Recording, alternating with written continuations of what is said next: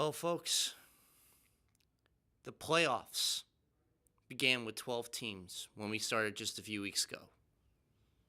12 teams who are trying to get to the biggest show of them all, Super Bowl 53. Now, we are down to the final two teams.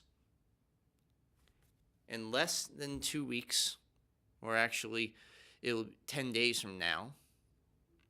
Yeah, actually more like 9 days. 9 days from now, we will find out in the city of Atlanta who will win Vincent Lombardi's trophy. Will it be the New England Patriots going to their third consecutive Super Bowl? The third team to do such a things, and the first team to do it since since the Bills in the early 90s. And the other team, of course, being the Miami Dolphins from 71 to 73. Or will the Los Angeles Rams win the Super Bowl for just the second time in the history of just being the Rams organization, and the first time as the LA Rams? Because the other time they won was when they were the St. Louis Rams.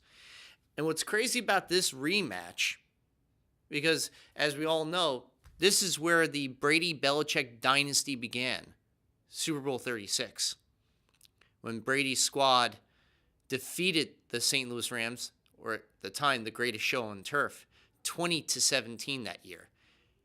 And that was when Adam Vinatieri got the game-winning field goal as time expired. Will history repeat itself? What's going to happen in that game? We don't know. What we do know is this. Next week on the show, two people are going to be joining me to discuss all things Super Bowl 53. That's right. Sean Dennis will make his return to the Blitz Zone. And we're going to be joined by a newcomer, Jason Adam Hare. So I'm looking forward to having the two of them right next to me next week on the Blitz Zone, taking you through the entire Super Bowl. So for this week, welcome to the Pro Bowl edition of the Blitz Zone. I know, doesn't sound as exciting, the Pro Bowl, but I just need some water right now to quench my thirst. Now, I know, as you see, I always carry with me a lot of paper. Yep, a lot of information, of course. I want to give you all that I have, all the information you guys need. And now, start off with some news in terms. Hold on 1 second.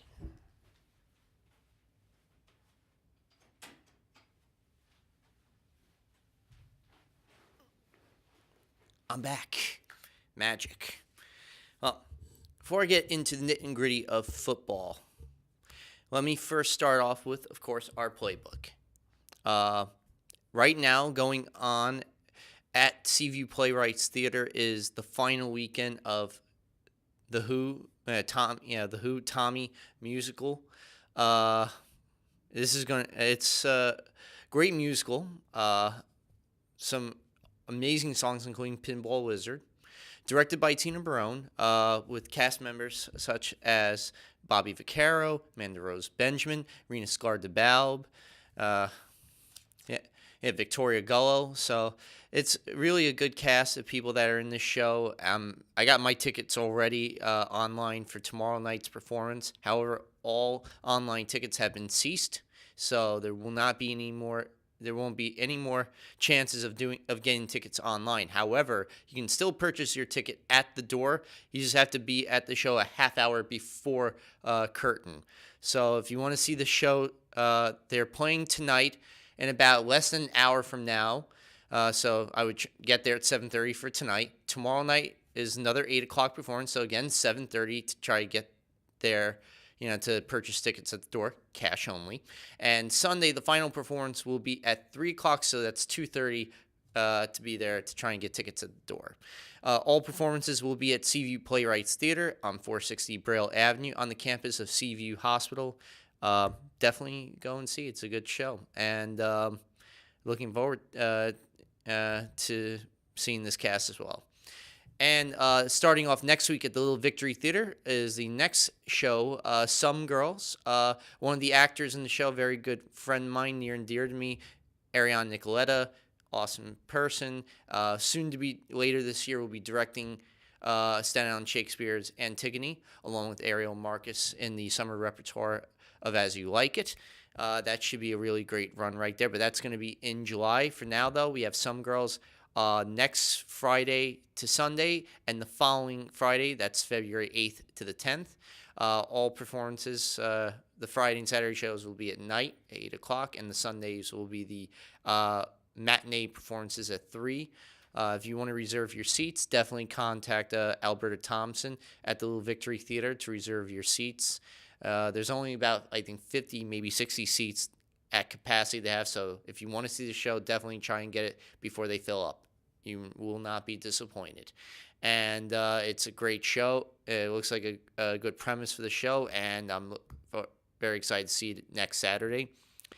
And in some entertainment news that took place this past week, as you all know, the biggest night of the year for Hollywood is coming up, the 91st Academy Awards on February 24th. But before the actual show, we need to know who the nominees are. And we found out this past Tuesday.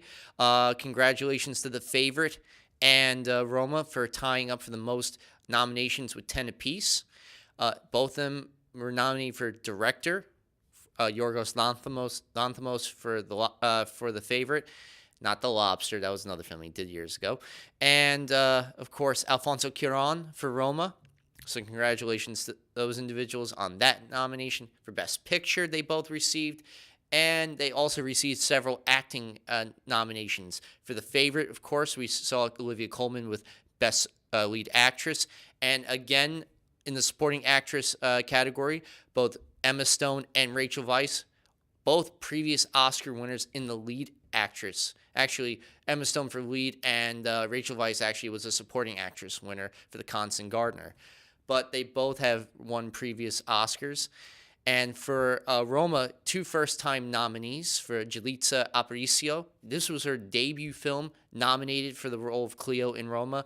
And the other one, Tavira de Ramiro for Best Supporting Actress. Congratulations to her as well for playing the role of Signora Sophie. And some of the other films, A Star is Born, nominated for 8 picture nominations, including Best Picture.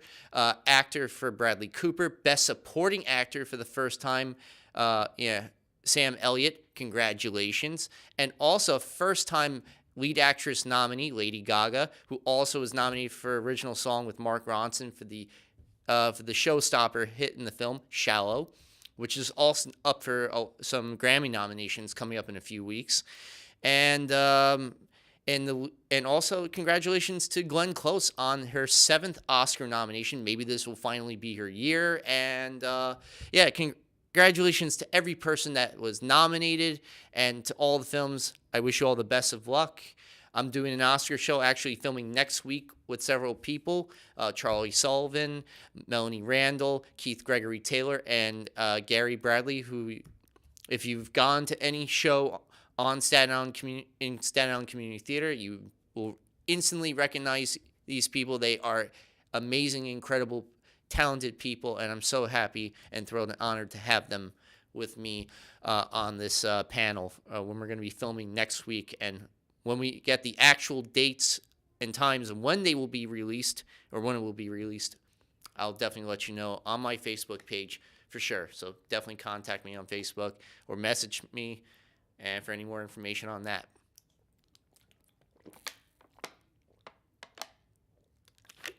Man, did I need that.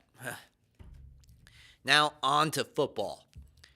So we saw this past week that Kansas City Chiefs lost 37-31 to the Patriots. We'll get into the nit and gritty of that in a bit. That did not sit well, that loss, of course, obviously, with the Chiefs organization. They're looking to end the drought of having not been in a Super Bowl since Super Bowl IV. The fact was, this is an organization that was in 2 of the first 4 Super Bowls that took place. The very first one, when it was just called the AFL NFL Championship. It wasn't actually called the Super Bowl until the third one between the New York Jets and the Baltimore Colts. That was when the Jets, of course, defeated the Colts 16-7. And Mr. Joe Broadway Namath sitting just lounging like this at a Miami pool, guaranteeing that the New York Jets were going to win. He not only guaranteed it, he gave it the old forefinger up when he went into the tunnel. You know, it's one of the most famous shots from NFL films after the Jets won that game. And Namath was the MVP. He's one of only 3 MVP winners, by the way, to have not had an offensive touchdown in a Super Bowl game. I believe Franco Harris was the other one, and Deion Branch. Yeah, that Deion Branch, Super Bowl 39, when the Patriots defeated the Eagles 24-21 in Jacksonville. Now, going back to the Chiefs organization, they were looking to end the drought. They haven't been to Super Bowl since the 4th one, when Hank Stram, the head coach, along with Len Dawson, the quarterback, both Hall of Famers, led the Chiefs to a 23-7 victory over the Purple People Eaters, the Minnesota Vikings. That was one of the 4 Viking losses in the era of the 70s. They haven't been to a Super Bowl since at all for the Vikings. But for the Chiefs, it wasn't the case, and defense played a major part. Bob Sutton's defense was tired, couldn't get off the field. Brady was basically messing with them left and right. It was a terrible game plan, and you played zone. You're playing Tom Brady. You might as well just give him the trophy if you're going to play zone. Play press, hard, man, coverage, defense. My God. Man-to-man defense. Do that. Confuse Brady. Get in his face. And what really killed me, though, D Ford offside at the end of the game. You had the game. You were about to intercept him. You would have iced the game. You would have won it 28-24. Good night, Irene. But no, unfortunately, they didn't. Patriots are able to go down the field, and Burkhead got a rushing touchdown, gave him a temporary 3-point lead. But then, anyway, I'll get into the fact is the defense was terrible this year overall. They were 31st in the league. Before they even played the Patriots week 6, they gave up nearly over 300 yards a game. They were 31st in total defense this year. They were the second to worst team against the pass and 24th against the run. There has to be a change. So Bobson was a casualty of the change. He was fired this past Tuesday, and they just hired, and if you're a New York fan, you're going to remember this guy's name, Steven Spagnuolo, a.k.a. Spags, is back in the NFL. This time going to be the DC for the Kansas City Chiefs. The Chiefs had a great offense this year. Number 1 offense overall. A team that didn't score less than 26 points in any game this season, the offense. Which is remarkable.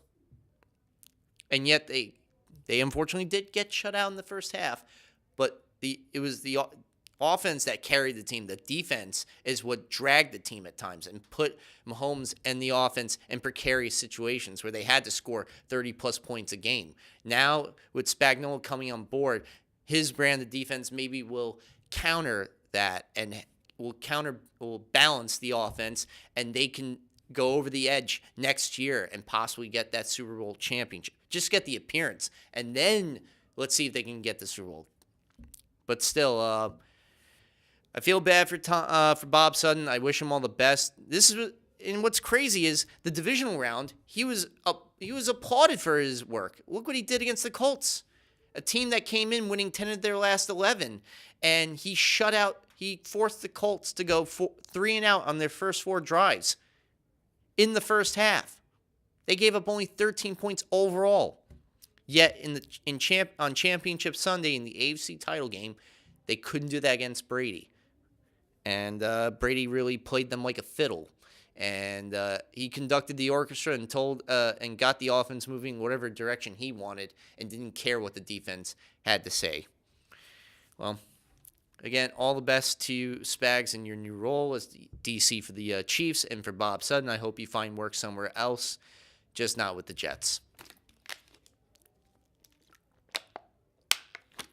Now, Cody Parkey. Yeah. As we all know, in the wild card round weekend game against the Philadelphia Eagles, They were down 16-15 after the Eagles went down the field, and Foles got the touchdown. What was the go-ahead touchdown to Golden Tate, the player who was acquired earlier this year in the trade with the Detroit Lions. So he really came in handy in that performance. They tried for the 2-point conversion, actually, the Eagles, unsuccessful, so they were stuck with a 16-15 lead. Bears go down the field. Terry Cohn gets the ball, goes down to nearly the middle of the field. They tried another 2 plays, couldn't get anything going, so they attempt a 43-yard field goal. As Cody Parkey's line up to make the attempt, it barely on the first attempt goes through. So you think the game's over? No. Doug Peterson ices the kicker by calling timeout. So he has to line up again for a second attempt. He goes for it. Hits the ball. It's going. It hits the left uprights. Then the middle of the crossbar, and then onto the field. Not even through. No good. They lose 16-15. End of the season for the Bears. A team that basically was the worst in the NFC North. I mean, the last 4 years, they were last place teams under John Fox. They fire him. They get Matt Nagy. Sometimes I always get that last name confusing. But Nagy, nonetheless, who should be coach of the year for the job that he did. He not only got them into first place, but he won them the division championship for the division title for the first time in 8 years. If that doesn't get you coach of the year, to go from last to first, I don't know what will. But anyway, Cody Parkey just felt horrible after that loss, but a lot of his teammates, were consoling him, telling him it's okay. You tried your best. There was no hatred from whatsoever. So he's invited to go on the Today Show. I don't know why he decided to do it, but hey, he wanted to do it anyway. And usually coaches don't like it when their players go on those shows at times, depending on the reason, or what's going on. But particularly in this situation, it was his decision. He was invited. He wanted to go talk about it because, I think the people at the Today Show really felt for him. A lot of people across the country felt for the guy. My dad was like, oh! I was even like, oh, my, geez. I could not believe what took place. Every person in America probably wanted to give Cody Parkey a collective hug for what he was going through at that particular moment. That's one of those moments where you never stop thinking about it. It's always in your mind. It probably affected his sleep. He probably didn't even sleep that night. But he went on the Today Show. He explained what was going on, that, yes, this happened, but you know what? I have great teammates because one of his teammates, Akeem Hicks, one of the best defensive players on that front seven, besides Khalil Mack, great addition, by the way, to the organization, worth the 2 first-round picks. They all support him and back Cody Parkey. And he was just telling people how much he loves and respects his teammates. And for some reason, Matt Nagy didn't like that he was going on the show anyway. Now we're hearing from league sources that Ryan Pace, the GM of the Bears, is looking to test out 6 or 7 place kickers in the offseason, including former New York Jets place kicker Nick Folk, who also played, by the way, with the Buccaneers and the Cowboys in his career, who was 245 of 305 for his career in 11 years in the NFL with these 3 organizations. Well, Parkey was signed in the offseason in 2018 to a $9 million contract, guaranteed money. But that could carry, if he's cut, about over $4.4 million in dead cap space money that they could be accounted for. Let's see what happens right now. We're going to definitely follow this story closely, when we hear any more details. I hope that they don't seriously cut him. It's just not right. The guy, felt bad. I know, yes, he had several incidents like that earlier in the season when the Detroit Lions game. That didn't help. There were moments where he was missing PATs and field goals. I think he'll be a reliable guy next year. He'll learn from his mistakes. Give him another opportunity. He won't let you down. Now, Adam Vinatieri, speaking of place kickers, probably the most legendary of all place kickers, who has won a total of 4 Super Bowl rings, 3 with the New England Patriots, 1 with the Indianapolis Colts. That was Super Bowl 41 when they defeated the Chicago Bears. That was the game with both Tony Dungy and Lovie Smith, 2 African Americans as head coaches for both teams, first time in NFL history, along with Prince performing at halftime during that Super Bowl. And it was also, at the time, the shortest time into a game where a score took place. Devin Hester, 7 seconds into the game, got a kickoff return touchdown. Of course, that record would later be eviscerated at Super Bowl 48 when the Seahawks got a safety 3 seconds into the game, which is now the record at which I do not think anybody could. If you can score in a second or two, you're either Superman or the Flash, which neither exists in this world. But nonetheless, that's impossible. I would love to see it, but I am not holding my breath. No. But speaking of Adam Vinatieri, legendary place kicker, he's played 23 seasons, but that's not going to be the end. He's coming back for a 24th season at the age of 46. That is unbelievable for his age that he's playing still. And yes, unfortunately, in the Colts' loss to the Chiefs, he missed for the first time from 23 yards and short.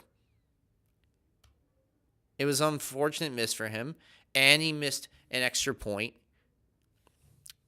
4 points he left off the board. That could have possibly maybe been the difference, but the way the Colts were playing, I'll be honest, I don't think it mounted to a hill of beans for me. It was, at the end of the day, they just, it was Andrew Luck and the offense that really did him in. It was the defense who gave up some easy 40-yard plays to Mahomes, who's not easy to tackle. And, of course, you can't blame them for those sidewinder throws that Mahomes was making. That's tough to defend against a guy who can make those kind of plays. It's not normal, but yet that is unbelievable what Mahomes can do with a football. But for at least Vinatieri, he'll come back next season. He'll try again to get his team to a Super Bowl, maybe get his 5th overall ring, and tie up with his good friend Tom Brady for the record. But right now, see what happens. Should be fun. Congratulations, Tim. Now, this coming week on Sunday, a lot of events going on Sunday. The first being, there is the Royal, for you WWE fans, the biggest, the road to WrestleMania gets started on Sunday, Chase Field, Phoenix, Arizona, the Royal Rumble 2019 edition. 30 men and then 30 women will have their Royal Rumble match. Winner gets to challenge the Raw or SmackDown champion at WrestleMania in a big title fight. Those are great stakes right there. And then we have some really interesting matches for the slate for the Universal title. We have Brock Lesnar defending his title against Finn Balor, the Demon King. We have Asuka going up against Becky Lynch for the SmackDown Women's Championship. The baddest woman on the planet, Ronda Rousey, defending her title against the boss, Sasha Banks. For the WWE Championship on SmackDown, we have AJ Styles, who built SmackDown, the house that AJ Styles built. That's what they call SmackDown. Going up against the current champion, the new Daniel Bryan. So there should be some really good matches, some compelling 3.5 hours worth of wrestling right there for all you fans. I'm definitely excited to see it. It starts 7 o'clock on the WWE Network or pay-per-view, or you can order on pay-per-view. Honestly, your best bet is to do it on WWE Network. You only pay $9.99 a month. I know I sound like a promotional for the WWE. But better that than spending $55 on pay-per-view. Sorry to the cable networks that have this that carries this show. But come on, if you're a customer, you have the choice between $55 and only $10 a month, and you not only get the pay-per-view, but you get so many other items, I think you choose the $9.99. It's economically feasible, you know. That's what I think, but that's just me. Up to you, the fans out there, what you decide to do if you want to watch the Royal Rumble. But there's also, for movie fans and the award season fans, the SAG Awards, the Screen Actors Guild, where actors nominate actors and pick actors to win an actor. And I'm honestly going to say best lead actor will probably go Christian Bale for his role as Dick Cheney, Vice President Dick Cheney in Vice. I'm thinking the lead actress, it's going to come down to Lady Gaga for A Star Is Born or Glenn Close for the wife. This will break the tie. If I'm going to be honest, I'm thinking Glenn Close wins. And supporting actor will, I think, go to Mahershala Ali. But I'm really disappointed that Regina King for a performance in If Beale Street Could Talk wasn't even nominated for Best Supporting Actress. Shame on the SAG people for not doing that. So therefore, if I had to pick, I'm thinking Amy Adams. No, she was good as Lynn Cheney, but I think Regina King, her role, I think she did a little bit of a better job. In If Beale Street Could Talk, I thought this was the grittiest role, and I loved every single minute. And my favorite were the scenes where she really tried to compel the woman that accused the main character of the crime that he was accused of to try and help this innocent man. That grabbed me right at that very moment. And I thought Regina King just really knocked it out of the park in that particular moment. So she should have been nominated by the Screen Actors Guild. I don't understand why, but if it's not her, I think Amy Adams of the five, if I had to make a choice. Not that I'm saying it, I'm just forced to, but because she was good as Lynn Cheney. Don't get me wrong. She was tough as nails, Lynn Cheney. She really laid it into Dick Cheney when he wasn't getting it right. And if you ever see the film, she is a force to be reckoned with. And so, anyway, that's going on Sunday. And this Sunday for football fans, the 2019 edition of the Pro Bowl, the All-Star game for the NFL. And on the offensive side, we got Patrick Mahomes, Phillip Rivers, Tom Brady. Well, Tom Brady is in Super Bowl 53, so he won't be in it. Andrew Luck and Deshaun Watson. And then running backs, James Conner, if he's even able to play. Melvin Gordon, same thing with his injury. Phil Lindsay will not because he fortunately had a wrist injury. And Lamar Miller probably be the one getting the carries. Anthony Sherman as the fullback. Wide receivers, DeAndre Hopkins, Tyreek Hill, Keenan Allen, Antonio Brown, Juju Smith, Jarvis Landry. Tight ends, Travis Kelce, Eric Ebron, who had 15 touchdown catches for the Colts this year. Jared Cook. Offensive tackles, Taylor Lewan from the Titans. Alejandro Villanueva, who, of course, is a proud member of our military. Eric Fisher for the Chiefs. The Chiefs had 7 overall players. Love the fact that the Pouncey brothers are playing at center. And you got Castro on the offensive guard, as well as Petonio from the Cleveland Browns. Now, the defensive side, I really like this pick. J.J. Watt being paired with, let's say, you got Myles Garrett, Melvin Ingram, and Calais Campbell at defensive end. Then defensive tackle. This is scary. Drell Casey, if he's even healthy, or Geno Atkins. I would be scared as heck to see those two together. And Kyle Williams, I hope he gets the start, because this could be his last NFL game at all. Von Miller and Jadeveon Clowney, those are two guys you would not want to ever meet up with at all. You would never want to see these guys lined up be on the same line. You would need 3-4 people on each of them, which would make it easy for the other players. And then inside linebacker Bernard McKinney, Xavier Howard, who led the league with interceptions for the Dolphins, deserving of this. Derwin James, probably one of the best rookies this year. And Jamal Adams in his second year for the Jets representing. And then on the special teams, Brent Kern, Jason Myers, the place kicker. Andre Roberts,